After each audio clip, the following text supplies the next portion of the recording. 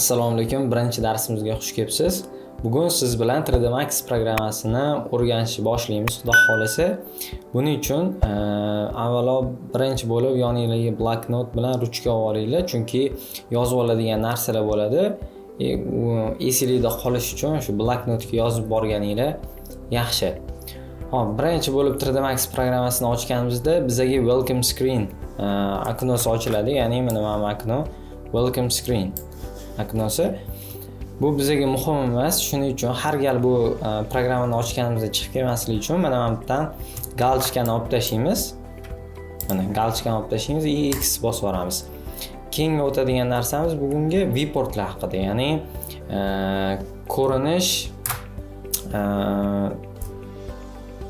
ko'rinish turlari, viewportlar.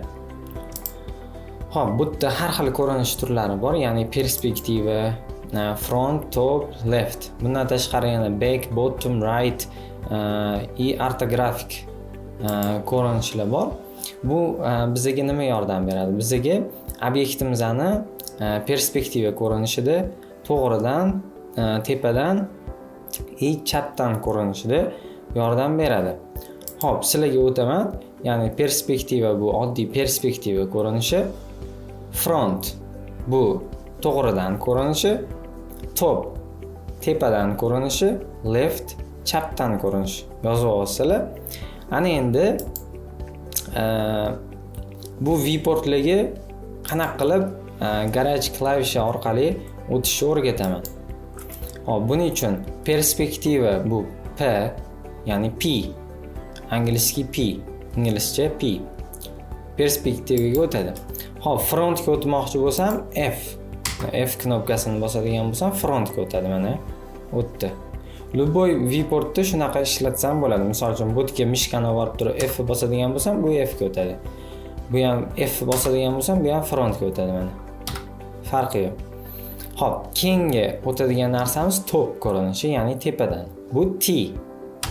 Bosh harfi T mana. T ni bosadigan bo'lsak, top ko'rinishga o'tadi. Mana bu yerda bizga ko'rsatib turadi. Top o'tdi, left, ya'ni chap tarafining ko'rinishi bo'ladigan bo'lsa L. Mana. Left deb yozuv chiqdi, ya'ni bu chap tarafi. Ana endi biz obyektimizni o'ng tarafini ko'rmoqchi bo'lsak, bu yerda V plus R. Mana right o'tdi. Ya'ni o'ng taraf. Agar buni obyektimizni orqa tarafiga o'tmoqchi bo'lsak, V plus bosmaymiz. V bilan K. Plus degani, ya'ni qo'shib ishlatamiz degan ma'noda sizlarga aytayapman. Bu orqa taraf. Obyektimizni tagidan ko'rmoqchi bo'lsak, bu V plus B. Ya'ni bottom ko'rinishi mana. Hop, bu ko'rinishlarga mana knopka orqali ham o'tsak bo'ladi. Ya'ni bottomni bosadigan bo'lsak, mana perspektiva, ortografik, top, bottom, front, back, left, right. Mana o'zi garaj klavishlarini ham yozib qo'ygan. Faqat bu yerda back bilan right ko'rsatmagan. Buni right yozib olsanglar, VR right bo'ladi, o'ng tarafidan ko'rinish. VK back ko'rinishi, ya'ni orqa taraf ko'rinishi. Tushunasizlar? P ni bosamiz, bu perspektivaga qaytadi. F bosamiz front, top bosamiz T, mana top tepa ko'rinishi. Left bosadigan bo'lsa, ya'ni L. Left ko'rinishiga o'tadi. Hop, bilib oldik qanaqa o'tishi viewportlarga. Ana endi viewportimizni katta kichkina qilishi, ya'ni maksimum katta qilishni o'rganamiz. Buning uchun garaj klaviaturada Alt W. Mana Alt W ni bossak katta bo'ladi. Yana bossak kichkina bo'ladi. Frontga borib turib Alt W ni bossak front katta bo'ladi.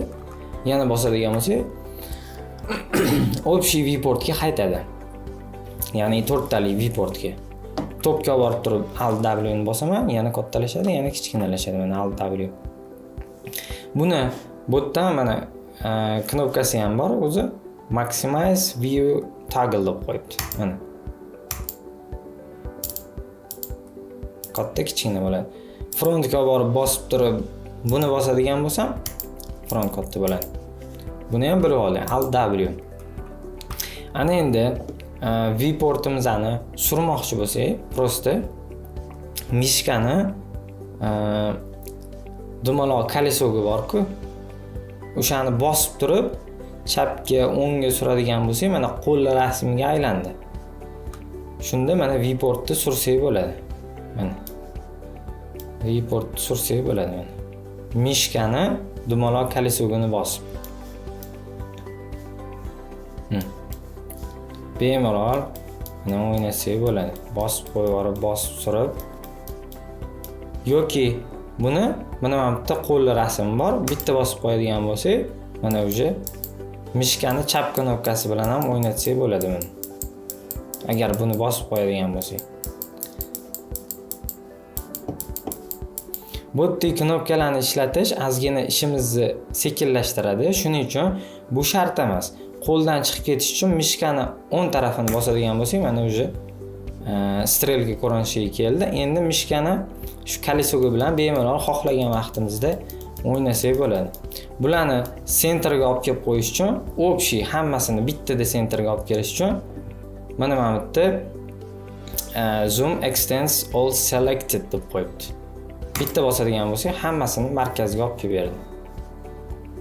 Agar bularni bittadan markazga olib kelmoqchi bo'lsak, misol uchun mana har xil joyga surilib ketgan bo'lsa, Z knopkasini bosadigan bo'lsak, ya'ni o'zimizning Z. Mana misol uchun uzoqlashib ketdik, mana Z ni bosadigan bo'lsam, yaqinlashadi. Общий viewport. Tushunoldik. Ana endi keng o'tadigan narsamiz grid, ya'ni setkalar. Mana setkalarning ko'rinishini ko'ryapmiz. Mana shu setkalar hisoblanadi. Buni otini grid deydi. Inglizchada grid.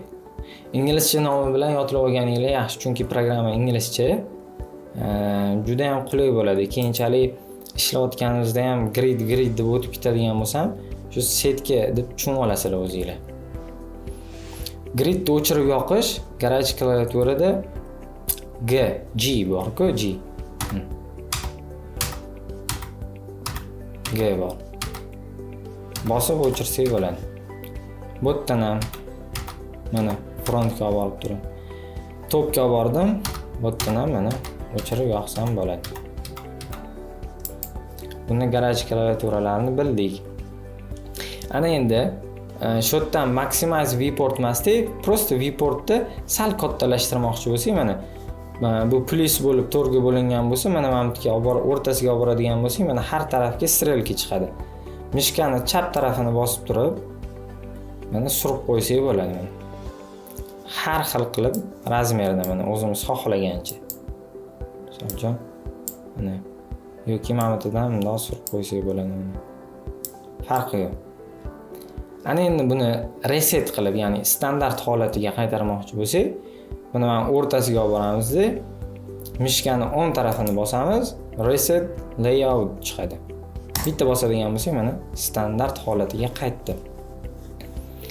Shu bilan bugungi o'rganadigan narsamiz tugadi. Xudo xolasa, keyingi darslarda, xudo xolasa boshqa narsalarni o'tamiz. Keyingi darslarda ko'rishguncha xayr.